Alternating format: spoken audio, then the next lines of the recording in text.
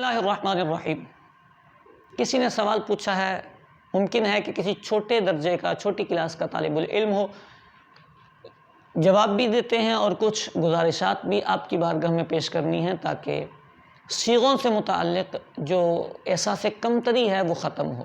ملامت کون سا صیغہ ہے؟ محترم، ملامت اسم ہے، اس کا جمع اس کی جو ترجمہ ہے وہ خوف یا ملامت جو آپ اردو میں بولتے ہیں، شرمندہ کرنا، یہ اس کا معنی آتا ہے۔ جمع اس کی آتی ہے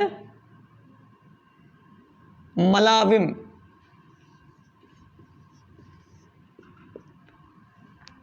یہ تو صیغہ ہے۔ اب مسئلہ کیا ہے؟ مسئلہ یہ ہے، گزارش یہ ہے کہ یہ جو صیغے ہوتے ہیں، کلمات ہوتے ہیں، ان کلمات کا استحضار ذہن میں مکمل طور پر کسی کے بھی نہیں ہوتا۔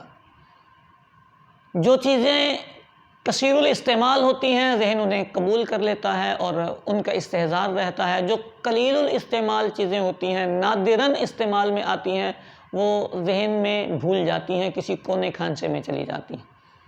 صیغوں کی درستگی کے لیے، الفاظ کے تعارف کے لیے سب سے بہترین طریقہ یہ ہوتا ہے کہ آپ ڈکشنری دیکھنے کی عادت بنائیں۔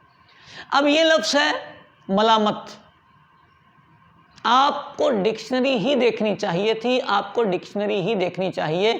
ڈکشنری میں یہ لفظ لکھا ہوگا، اس کے ساتھ اس کی وضاحت بھی لکھی ہوگی کہ یہ کیا ہے، کیسا ہے، کیوں ہے۔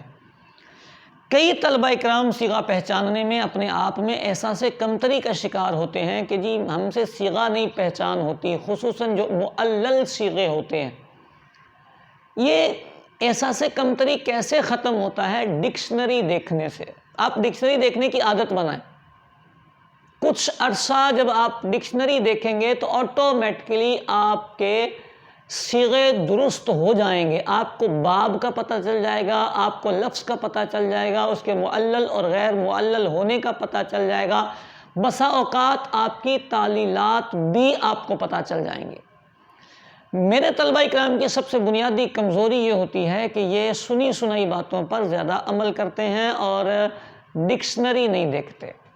عام طور پہ طلبہ میں یہ کوتاہی پائی جاتی ہے، جس کا نتیجہ یہ ہوتا ہے کہ آخر تک یہ بیچارے اس طرح کے کلمات میں پریشان رہتے ہیں۔ پریشانی مطلب ان معنی میں ہوتی ہے کہ انہیں ان الفاظ کی حقیقت نہیں پتہ چلتی۔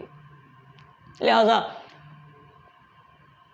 بنیادی مسئلہ صرف کا یوں یاد رکھ لیں، بنیادی بات کہ آپ کو ڈکشنری دیکھنے کی عادت بنانی چاہیے۔ تھوڑی سی آپ تھوڑے دن دقت ضرور ہوگی آپ کو، اگر آپ نے پہلے ڈکشنری نہیں دیکھی، تھوڑی پریشانی ضرور ہوگی، ایک ایک لفظ تلاش کرنے میں آپ کو 10-15 منٹ لگیں گے، لیکن یہ 10-15 منٹ آپ کے وقت کا ضیاع نہیں ہے، یہ آپ کا قیمتی وقت ہے جو سونے کے پانی سے دھل رہا ہے۔ آگے جا کے یہ سونے کے بھاؤ بکے گا اگر آج آپ نے ڈکشنری دیکھی۔ لہذا ثانیہ، اولا، ثالثہ، رابعہ، خامسہ، بلکہ جہاں تک کہ طلبہ اپنی ذات میں صیغوں کی کمزوری محسوس کرتے ہیں، وہ آج سے اس بات کا التزام کر لیں کہ وہ ڈکشنری دیکھیں گے۔ ڈکشنری دیکھنے کی وجہ سے اللہ نے چاہا تو ان کے صیغے کا تلفظ درست ہو جائے گا، ان کے مادے درست ہو جائیں گے، باب درست ہو جائیں گے، غلطی نہیں آئے گی۔ اللہ کریم عمل کی توفیق عطا فرمائے۔